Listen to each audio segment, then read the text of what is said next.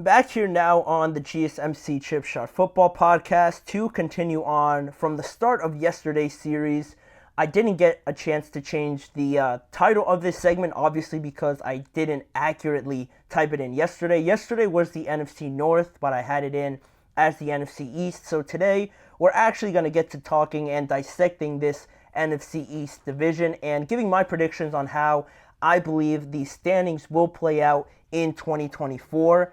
I think this one, a little bit like the NFC North, where it was a little bit dicey to get through it in the middle portion of these rankings, but I think overall it wasn't too hard compared to other divisions that I will eventually get to in part of this series. So, to start off, at the number 4 spot, predicting who will finish last in this NFC East, I have the New York Giants. Just basically, it is a mess almost how this situation has turned with Daniel Jones, especially getting an inside look at it with Hard Knocks. I don't think that did them any favors at all with what went into the decision making and the reasons behind it all and just how it all fell apart, honestly. And now heading into this year in 2024 with so much expectations on Daniel Jones, and still it doesn't seem like he's turned that corner. You can't have your quarterback being sometimes the reason that you do lose games. Obviously, he's not at fault for every time they lose a game or something like that, but if it happens more often than not, more often than other reasons why you lose games, it can't be something that is connected to a winning team, a team that is a contending team. So compared to the other situations, I just think the Giants could struggle with that. The inconsistency from Daniel Jones, he is a good athlete. The arm strength is pretty much there, but it's the decision making, the telegraphing of passes that really has started to frustrate fans and the organization, it seems like, now heading into 2024. And also, just in terms of schedule, out of all the teams in the NFC East, the Giants have the toughest schedule compared to all these other teams in the division. So obviously, that's not something that benefits them too much. And the loss of Saquon obviously goes without saying. But also, the loss of Xavier McKinney on defense is another underrated loss that I was pretty confused about. So I think the Giants, it's just not really a year where you throw, if you were a betting man, a lot of money into the pot with the Giants winning this division. That's just how I see it. But moving on to the third team, we kind of got into this subject yesterday, but I decided to double down on it and predict that the Cowboys were going to finish third. Really, the biggest things that stand out to me with Dallas is the situation with Dak and his contract. It seems like he's pretty open to this year being the last year on the Dallas Cowboys for him, especially with CeeDee getting that extension before him. It makes it a little bit harder, or a lot bit harder, for them to also give Dak Prescott 58, 60 plus $million, especially being so close to the regular season. I feel like it's too short of a window to do that. So you can't have your quarterback on the last year of his deal and still expect, I think, better results. That's just me and how I view the contracts. And also, I mentioned the running game. They just signed Dalvin Cook. I think it was announced today or just late yesterday, but it doesn't really move me. It doesn't really move the needle to me. I'm actually going to talk about it more tomorrow in depth, but just overall, having Dalvin in there with Zeke doesn't really change my outlook on this running game, just because I think they took a step back with the talent that they have with the running backs available to them. And then also on the defensive side of the ball, you have a new defensive coordinator coming in, and you're missing Deron Bland for a good portion of the season. I don't really know, outside of Eric Kendricks, who their linebackers are going to be alongside him. Are you going to deploy Michael Parsons in there more? Are you going to keep him more as a pass rusher? I don't think he really benefits from doing both. So that's something they have to figure out.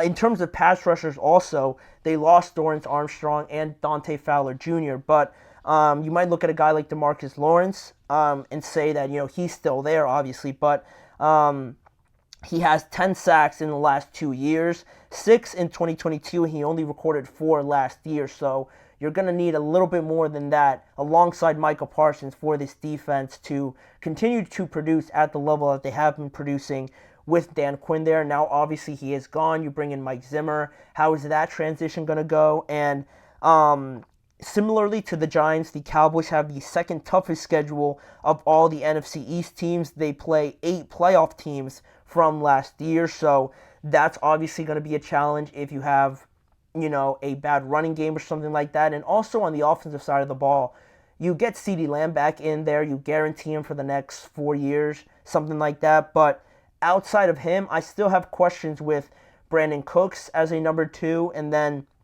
you have a guy like Jalen Tolbert, hasn't really stood out over the last few years. And also a guy like Kevontae Turpin.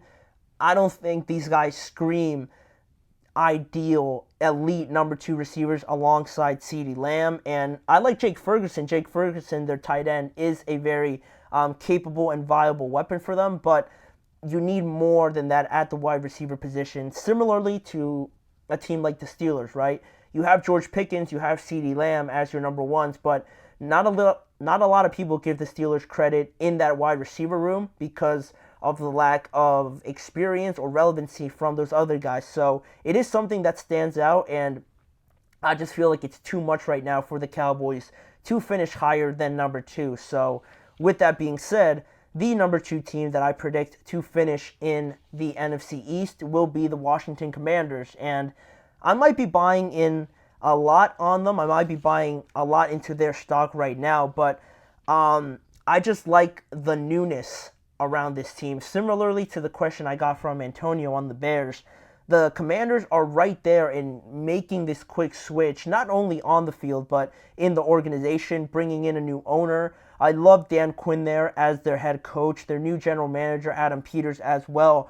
They've really tried to flush all the negativity out of that building, out of that team, and bring in a lot of committed, good resume type of guys like Dan Quinn, like I said, their offensive coordinator, Cliff Kingsbury. He's had a good track record with mobile quarterbacks that he has had the privilege to coach, and that fits the bill with Jaden Daniels, right? Everything is going to revolve around Jaden Daniels. And just based off of what I've seen in the preseason, again, not taking too much into account with it, but just off of what everyone's saying in practice and the preseason, like I mentioned also, with Jaden, I feel like they really have something special with him, something they haven't had, honestly, since RG3, maybe Kirk Cousins, but to the level of MVP type of conversation, generational special quarterbacks. I think you get that with Jaden, and you haven't had it since RG3. But with all the good, obviously there are still some concerns,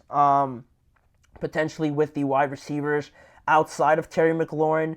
I just mentioned before in the previous segment that they added a guy like Noah Brown. I think that is an improvement, but again, it just doesn't do it fully for me. I feel like you need a more higher level guy, higher caliber guy than Noah Brown, Daimi Brown, or Luke McCaffrey. Those guys aren't awful by any means, but I just feel like with the level that you have with Jaden Daniels, he would definitely benefit a lot if you brought in somebody else. But they've added a lot just overall on all parts of this team. Their offensive line got better. Their running backs, adding Austin Eckler to Brian Robinson, is definitely an improvement. Their defensive line with Dorrance Armstrong, like I said, Dante Fowler Jr. Their linebackers with Bobby Wagner coming over as well. They definitely improved a lot. And it is interesting also with Dan Quinn, a familiar coach person just overall with that division. I think that's going to help a lot in being successful, knowing what works with certain teams and game planning, especially in how he prepares for the Cowboys, Giants, or Eagles. But I'm pretty high on the Commanders. I think they have a legitimate chance to finish second, but I just finished mentioning the Eagles, and that is who fills in that number 1 spot here. I do predict them to win this division, and I feel like they just have to do it, quite honestly, just because the level of talent that they have, how they crashed last year, and how it all turned pretty sour. You have those reports also of Nick Sirianni and Jalen Hurts sort of butting heads, and all the criticism fell on the coordinators. Their defense stunk in the last half of the year last year, so all of that wrapped up into now this year with how they've addressed almost all of it, bringing in two new coordinators, Kellen Moore and Vic Fangio, adding guys on the defensive side of the ball like Chauncey Gardner-Johnson, Devin White, drafting Quinyon Mitchell, Cooper DeJean, trading for a guy like Bryce Huff, and things of that nature. It's definitely something to get excited about. It's hard to predict a weak spot or just point my finger on something that is a resounding weakness of this team. It almost seems like they have everything. So with that being the case and the standard of the Philadelphia Eagles, the reputation that they've built over the last few years, and just how they're like basically on a revenge tour from last year, I think there is no question that they have to win this division. If they don't, depending on who finishes first, I think it would turn out pretty badly for Sirianni.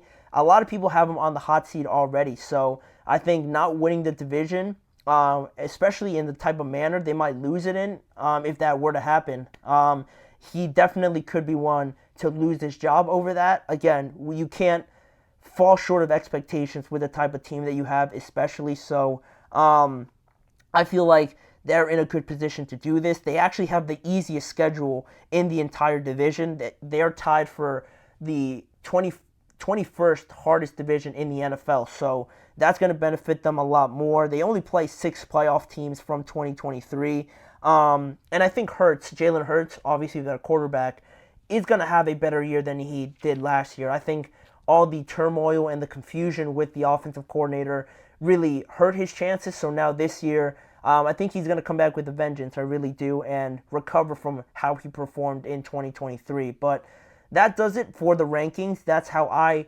predict the NFC East will turn out. Leave your guys' thoughts on if you agree with me, you think I'm completely wrong, you think the Cowboys are going to finish first. I saw someone predict the Cowboys finishing first, which is crazy. But, yeah, just leave your guys' thoughts on how you feel the NFC East will turn out in 2024. But we do have one more segment to get to, just updating you guys on any injuries and which players will start the year on the PUP list, meaning that they will miss the first 4 weeks of the regular season. Some pretty big names on there, so we're going to go through it and their impact and their absence on their teams with being on the PUP list to start 2024. So that is coming up in just a few seconds. We'll be right back.